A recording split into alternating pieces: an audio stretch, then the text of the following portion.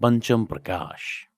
कड़कड़ाती ठंड के बीच जोरों की बर्फबारी हो रही थी। तभी हाईवे से कट मारते हुए सरसराते हुए एक गाड़ी मुर्दाघर के बाहर आ रुकी। गाड़ी के रुकते ही उसके आगे के दोनों दरवाजे खुल गए और उसमें से एक औरत और एक मर्द निकलकर सीधे मुर्दाघर के अंदर भागे, जहां पहले से ही एक इंस्पेक्टर मौजूद था और उसके साथ ही उस मुर्दाघर का इंचार्ज भी, जो नशे में धुत बीड़ी पी रहा था।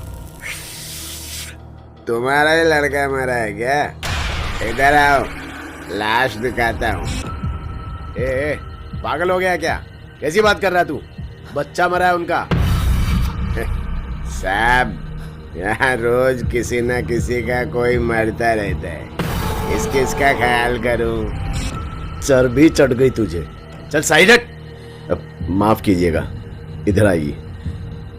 इंस्पेक्टर माफी मांगते हुए उन्हें सफेद चादर से ढकी एक लाश के पास ले जाता है। आपने तो अस्पताल का कहा था और अब मुर्दाघर में एक लाश के पास खड़ा कर दिया। ये कैसा मजाक कर रहे हैं आप मेरे साथ? विक्रम को तो अभी एक हफ्ते पहले हम हॉस्टल छोड़कर आए थे, वो कितना खुश भी था वहाँ। अब यूं यहाँ मुर्दाघर में क्या करने आए हैं हम? अर्चना संभालो अपने आप को। इन्होंने बस शिनाख्त के लिए ही हमें बुलाया है। उमेश अर्चना को समझा ही रहा था कि इतने में पुलिस ने लाश के मुंह से चादर हटा दी, जिसे देखते ही अर्चना अपने बेटे विक्रम का नाम लेकर चीखते हुए रोने लगी। जवान बेटे को यूं लाश बना देखकर उमेश भी खुद को रोक नहीं पाया और फूट फूट कर रोने लगा। फिर न जाने क्यों उमेश को क्या सूझा, वो सीधा उठा और इंस्पेक्टर के गिरेबान को पकड़ते हुए दीवार में सटा दिया। बता क्या हुआ मेरे बेटे के साथ? बोल, वरना मैं खड़े खड़े तेरी वर्दी उतरवा दूंगा।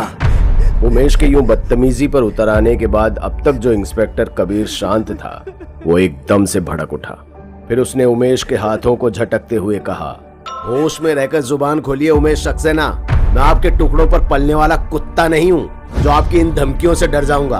अगर अभी आपने अपना बेटा नहीं खोया होता ना, तो फिर मैं दिखाता कि खड़े खड़े और भी क्या किया जा सकता है। खैर, आपके बेटे की लाश विक्टोरिया हॉस्टल के पीछे बरामद हुई है। मेरा बेटा पढ़ने गया था वहाँ और अब लाश बनकर लौटा है। आखिर ऐसा क्या होता है वहाँ? मौत का तांडव होता है वहाँ। ये कोई पहली लाश नहीं जो वहाँ से आई है। पहले भी कई मौतें हो चुकी है वहाँ पर गुत्थी कोई नहीं सुलझा पाया। जिसने भी कोशिश की, मौत ही पाई। ए, बंद कर अपना गटर। सक्सेना सर, आपसे वादा रहा, ये गुत्थी मैं ही सुलझाऊंगा और उन्हें कटघरे तक पहुंचाकर ही दम लूंगा, फिर चाहे उसके लिए कुछ भी हो। जवान हो, जोश है, कर लो कोशिश। बाकी समझदार तो दूर ही रहते हैं वहां से। इतना कहता हुआ मुर्दाघर का वो इंचार्ज बाहर चला गया और जाते जाते कबीर को ये चुनौती भी दे गया कि वो क्या, कोई भी इस केस को नहीं सुलझा सकता, क्योंकि इसके पीछे बहुत कुछ रहस्यमयी है। लेकिन कबीर भी अब ये ठान लेता है कि वो सच का पता लगाकर ही रहेगा। इसलिए वो अगले ही दिन विक्टोरिया हॉस्टल में एक कॉलेज स्टूडेंट बनकर पहुंच गया। लेकिन हॉस्टल पहुंचते ही उसे बड़ा अजीब लगता है और वो सोचने लगता है कि एक पहाड़ी के अंत में यूं खाई के पास भला हॉस्टल कौन बनाता है, और भला ऐसी जगह पर कोई अपने बच्चे को कैसे छोड़ सकता है, वो भी सक्सेना जैसे लोग। हॉस्टल को देखते ही ये वीरान जगह लगती थी।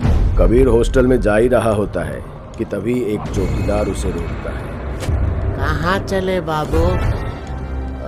हॉस्टल में एडमिशन लेना है। एडमिशन लेना है तो रात में आइए, दिन में यहाँ कोई काम नहीं होता है। क्या? दिन में कोई काम नहीं होता? क्यों? अरे नहीं होता है मतलब नहीं होता है।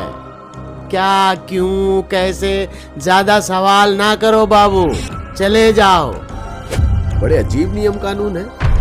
कबीर ने अभी अभी अपनी बात पूरी भी ना की थी कि इतने में चौकीदार वहां से निकल गया। कबीर ने भी सोचा अगर पूरा सच जानना है तो ठंडे मिजाज से काम लेना होगा, इसलिए वो रात होने का इंतजार करने लगता है। वहीं हॉस्टल के गेट पर बैठे बैठे सुबह से शाम हो जाती है। पर वहां कोई हलचल नहीं होती। यहां तक कि शाम के बाद रात ने भी अपनी घनघोर चादर ओढ़ ली थी और हॉस्टल अब भी उतना ही वीरान था, जैसे वहां कोई रहता ही ना हो। कबीर को अब ये विश्वास होने लगा था कि इस हॉस्टल में कुछ भी नहीं है, इसलिए वो वहां से निकलने को होता ही है कि तभी पीछे से एक आवाज आती है। कहाँ जा रहे हो बाबू? अंदर आ जाओ, एडमिशन नहीं लोगे? कबीर को यह आवाज जानी पहचानी लगी। पीछे मुड़कर देखा तो अंदर वही चौकीदार था जो सुबह बाहर था, और कबीर तो पूरे दिन बाहर बैठा था। फिर वो अंदर कब गया? ज्यादा सोचो ना बाबू, एडमिशन लेना है तो अंदर आ जाओ। कबीर उस चौकीदार के पीछे पीछे चल देता है, पर गेट से लेकर रिसेप्शन तक पहुंचने में कुछ भी नॉर्मल नहीं था। सबसे पहले तो कबीर ये देखकर दंग था, क्योंकि अब तक जो हॉस्टल पूरी तरह से अंधेरे की चपेट में था, उसके हर कमरे में अब लाइटें जल चुकी थी और खिड़कियों से परछाइयां साफ नजर आ रही थी, जैसे अंदर कोई ना कोई है। पर भला ऐसा कौन सा हॉस्टल होता है जहां दिन में कुछ नहीं और रात में इतनी हलचल? हॉस्टल के रिसेप्शन पर मोटा चश्मा लगाए एक हट्टा कट्टा इंसान बैठा हुआ था। वार्डन साहब, बाबू एडमिशन के लिए आए हैं, मैं चलता हूँ दरवाजे पर। वार्डन ने बिना कुछ कहे एक फॉर्म और कमरा नंबर 307 की चाबी आगे बढ़ा दी। कबीर कुछ पूछने को हुआ ही था कि वार्डन ने उंगली से दूसरी तरफ इशारा किया, जहां रूल बोर्ड लगा हुआ था। कबीर रूल बोर्ड के पास पहुंच गया और उसे पढ़ने लगा। पहले रूल को पढ़कर उसका दिमाग घूम गया, क्योंकि बोर्ड पर पहला रूल था कि यहाँ कोई भी किसी से बात नहीं कर सकता, सिर्फ अपने काम से मतलब रखे। और दूसरा ये कि भूलकर भी किसी के कमरे में ना जाएं और ना ही किसी को आने दें। तीसरा, एक बार अपने कमरे में जाने के बाद बाहर ना निकले। ये कैसे अजीब रूल्स हैं? जोर से कहते हुए कबीर जैसे ही पीछे मुड़ा, वहां कोई था ही नहीं, ना ही दूर मेन गेट पर चौकीदार और ना ही रिसेप्शन पर वार्डन। कबीर बिना कुछ और सोचे सीधे अपने कमरे की ओर चल दिया। रास्ते में सभी कमरे ऐसे बंद थे जैसे वहां कोई रहता ही ना हो। फिर वो अपने कमरे 307 में पहुंचकर अपना बैग रख अपने कमरे को चारों तरफ से देखने लगा। तभी बाहर से जोर से किसी के चीखने की आवाज आई और कबीर उसी चीख के पीछे अपने कमरे से बाहर निकल गया, लेकिन उसे कोई नहीं दिख रहा। कॉरिडोर की लाइटें अब पहले की तरह शांत नहीं बल्कि थरथरा रही थी। इधर कबीर ये सोचकर हैरान था कि इतनी तेज चीख सुनकर भी सब कुछ शांत कैसे था, जैसे किसी को कोई फर्क ही नहीं पड़ रहा हो। कोई अपने दरवाजे को खोल सुध लेने को तैयार ही नहीं था। इसलिए कबीर खुद सामने के दरवाजे पर दस्तक देने लगा। भाई, मैं कबीर इस हॉस्टल में नया आया हूँ, जरा दरवाजा खोलो। अंदर से कोई जवाब नहीं आया। कबीर तीसरे फ्लोर के सभी दरवाजों को आजमा लेता है, पर कोई बाहर निकलने को तैयार ही नहीं था। फिर अंत में वो एक दरवाजे को धक्का देकर तोड़ देता है। अंदर कमरे का हाल ऐसा होता है जैसे कोई आग लगी हो और जमीन पर एक कंकाल पड़ा था जिसका आधा सिर जला हुआ था। कबीर उल्टे पांव बाहर निकलता है तो देखता है कि इस पूरे हॉस्टल में आग लगी हुई है और कमरे के अंदर से धुआं निकल रहा है। जिस कमरे में दस्तक देने के बाद भी कोई नहीं खोल रहा था, अब हर दरवाजे पर अंदर से कोई दरवाजा खोलने के लिए चीख रहा था, मदद मांग रहा था कि दरवाजा खोलो, अंदर आग लगी है। पर उन्हें कोई सुनने वाला नहीं था। कबीर ने जैसे ही दरवाजा खोलने की कोशिश की कि आग की एक तेज लपट उसकी तरफ बढ़ी और उसके कपड़ों में आग लग गई। कबीर शरीर पर लगी आग की लपटों को बुझाते हुए ऐसे घबराया कि वो कब सीढ़ियों पर पहुंच गया उसे पता ही नहीं चला और वो सीढ़ियों से फिसलता हुआ नीचे गिर गया। इससे उसके कपड़ों पर लगी आग तो बुझ गई, पर अब वो पूरी तरह से घायल हो गया था। वो दर्द से कराहते हुए उठ ही रहा था कि तभी उसकी नजर चौकीदार पर गई और वो उसी की तरफ बढ़ गया। कबीर ने उसे आवाज भी लगाई और वो पीछे मुड़ा ही नहीं, बस बुत बना आग को देखे जा रहा था और उसके आगे वार्डन की अधजली लाश पड़ी थी। चाचा, क्या हो रहा है यहाँ? ये आग यहाँ कैसे लगी और इन्हें क्या हुआ? अरे किसी को मदद के लिए क्यों नहीं बुलाते आप? मदद के लिए बहुत देर हो गया है बाबू। अब तो ये आग रोज सीने में चुभन बनकर जलती है। इतना कहते ही वो चौकीदार पीछे मुड़ा और कबीर के होश उड़ गए, क्योंकि वो भी बुरी तरह जला हुआ था।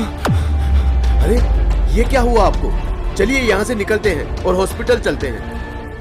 बाबू, मुर्दों को डॉक्टर की जरूरत नहीं होती। मतलब जानना है बाबू, तो ये देखिए फिर। इतना कहते ही चौकीदार कबीर को गिरेबान से पकड़कर उसे कॉरिडोर के सबसे आखिरी दीवार पर सटा देता है और फिर हर रूम से लाशें किसी ज़ॉम्बी की तरह बाहर निकलने लगी और धीरे धीरे कबीर की तरफ बढ़ने लगी। पर कबीर दीवार में ऐसे चिपक गया था कि हिल भी नहीं पा रहा था। क्यों कर रहे हो तुम मेरे साथ ऐसा? क्या बिगाड़ा मैंने तुम लोगों का?